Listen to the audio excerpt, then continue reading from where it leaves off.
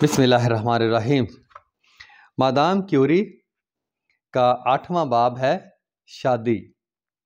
ماری کو اپنے وطن اور عزیزوں سے بے پناہ محبت تھی۔ وہ یہ تہیہ کر کے فرانس آئی تھی کہ تعلیم سے فارغ ہو کر وارسا کے کسی اسکول میں ملازمت کر لے گی، مگر پیری کی ملاقات کے بعد اسے اپنا منصوبہ بدلنا پڑا۔ اسے سائنس کا شوق تھا، اس میں تحقیق کرنے کی صلاحیت تھی۔ اسے اپنی زندگی میں پیری ہی ایسا شخص نظر آیا تھا جو بے شمار خوبیوں کا مالک تھا اور جس کے ذریعے اس کے دیرینہ خواب پورے ہو سکتے تھے۔ پیری نے اسے طبیعیات میں ڈاکٹریٹ کرنے پر آمادہ کیا۔ غرض اس نے بہت سوچ سمجھ کر اس کے ساتھ شادی کرنے کا فیصلہ کر لیا اور شادی کی تاریخ 26 جولائی 1895 قرار پائی۔ یہ دونوں کی زندگی کا عظیم دن تھا۔ ماری صبح اٹھتے ہی تیار ہو گئی۔ اس نے شادی کے لیے کوئی خاص لباس نہیں تیار کرایا تھا۔ وہ اپنے سادہ لباس میں ہی دلہن لگ رہی تھی۔ وہ اپنے فیصلے پر بہت خوش تھی۔ ان کی شادی سیدھی سادی اور غیر رسمی تھی۔ اس میں دونوں کے بہت قریبی دوستوں اور عزیزوں نے شرکت کی۔ ماری کے والد اس تقریب کے لیے وارسا سے آئے تھے اور کیوری خاندان کے لوگوں سے مل کر وہ بہت مسرور اور مطمئن نظر آ رہے تھے۔ ڈاکٹر کیوری کے گھر پر استقبالیہ دیا گیا۔ پیری کی والدہ اپنی بہو کو دیکھ کر پھولی نہیں سماتی تھی۔ سب دوست احباب اور عزیز اس شادی سے بہت خوش تھے۔ قدرت کی میزبانی۔ ماری اور پیری کے پاس نہ روپیہ ہی تھا اور نہ دونوں فضول خرچی کے عادی تھے۔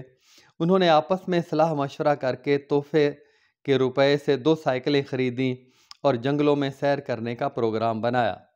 پیری تو فرانس کے گرد و نواح کے چپے چپے سے واقف تھا، مگر ماری کے لیے یہ نئی قسم کا تجربہ تھا۔ وہ ہر چیز میں حسن دیکھنے کی عادی تھی۔ وہ اس پروگرام سے بہت خوش تھی۔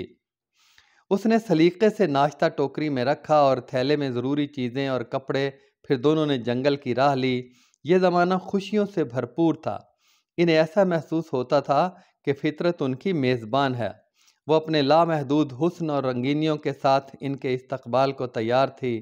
کہیں جنگلی پھول کھیلے تھے، کہیں تناور درخت جھوم رہے تھے، کہیں سبزہ تھا، کہیں پانی۔ یہ سائیکلوں پر سوار جی بھر کر جنگلوں میں گھومتے، ٹیلوں پر چڑھتے اور قدرت کی فیاضیوں سے خوب لطف اندوز ہوتے۔ ہر طرف بہار ہی بہار تھی۔ وہ تھک جاتے تو کسی خوشنما اور پرسکون جگہ کی تلاش کرتے۔ ماری ناشتے کی ٹوکری کھولتی، دونوں ہنسی خوشی کھانا کھاتے، ذرا سی دیر سستاتے۔ وہ کسی کے پابند نہ تھے۔ باہمی رفاقت سے دونوں پر ایک دوسرے کی خوبیاں ظاہر ہو گئی تھیں۔ دونوں اپنے آپ کو بہت خوش قسمت سمجھتے تھے اور ہر نیا دن ان کی مسرتوں میں اضافہ کرتا تھا۔ اپنے محدود بجٹ کے مطابق رات کو وہ کسی سستی مگر آرام دہ سرائے میں آرام کرتے۔ پیری کو معقول قیام گاہوں کا پہلے سے علم تھا۔ وہ ان میں اپنا کمرہ پہلے سے مخصوص کرا لیتا تاکہ تازہ اور گرم کھانا ان کو دستیاب ہو سکے اور دن بھر کی تھکان اس سے اتر جاتی تھی۔ رات کی تنہائی میں وہ آئندہ زندگی کے منصوبے بناتے اور پھر آرام کرتے۔ صبح سویرے اٹھتے ہی وہ جنگل کو نکل جاتے، سیر کرتے۔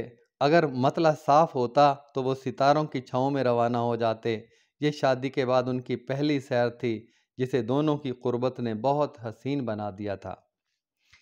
پیری اس زمانے میں کرسٹل پر قلموں پر سائنسی تحقیق کر رہا تھا۔ وہ اکثر ماری سے اس کے متعلق گفتگو کرتا۔ اس کے دانشمندانہ اور برمحل جواب سن کر بہت خوش ہوتا۔ ماری کے مزاج میں بچپن ہی سے بہت انکسار تھا۔ پیری اس کی غیر معمولی صلاحیتوں کا شروع سے قائل تھا، مگر اسے اس کی خداداد ذکاوت اور ذہانت کا پورا اندازہ نہ ہوا تھا۔ وہ محو حیرت بنا اس کے جوابوں کو سنتا۔ ماری اپنے والد کی طرح ہر موضوع پر گفتگو کر سکتی تھی، غرض ہر روز اس کی نئی خوبیاں ظاہر ہوتیں اور پیری اپنی قسمت پر نازاں ہوتا۔ اسی تعطیل میں ماری نے فیلوشپ کے امتحان میں بیٹھنے کا فیصلہ بنایا، جسے پاس کر کے وہ فرانس کے لڑکیوں کے اسکولوں میں پڑھانے کی اہل ہو سکتی تھی۔ اس نے پیری کی محدود آمدنی میں اضافہ کرنے، اپنی تحقیق کے اخراجات برداشت کرنے، نیز اپنے سائنسی علم سے لڑکیوں کو مستفید کرنے کے لیے پروگرام بنایا تھا۔ پیری نے خاموشی سے اس کے دلائل سنے۔ ماری فولاد کی مقناطیسی خصوصیات پر بھی تحقیق کر رہی تھی۔ دراصل یہ تحقیق ہی دونوں میں پہلی ملاقات کا ذریعہ بنی تھی، ورنہ پیری تو عرصے سے پیرس میں طبیعیات کے اسکول کی ایک لیبارٹری میں کام کر رہا تھا۔ اب ماری کی دلی خواہش تھی کہ اپنا تحقیقاتی کام پیری کی لیبارٹری میں شروع کرے تاکہ دونوں مل کر سائنس کی خدمت اچھے طریقے سے انجام دے سکیں۔ دونوں ہم خیال تھے اور دونوں میں سوچنے کی یکساں اہلیت تھی۔ فرق صرف یہ تھا کہ پیری کو غور و فکر کرنے میں ذرا دیر لگتی تھی اور ماری عموماً جلد ہی معاملہ کی تہہ کو پہنچ جاتی تھی۔ مگر حقیقت یہ کہ دونوں ایک دوسرے کے لیے ہی بنائے گئے تھے۔ یہ ان دونوں کے ایسے حسین خوابوں کا زمانہ تھا جس کی تعبیر بھی حسین تھی۔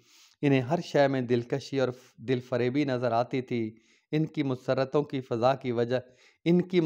کی وجہ سے فضا بھی خوشنما اور خوشگوار ہو گئی تھی۔ چھٹیاں تیزی سے گزر رہی تھیں۔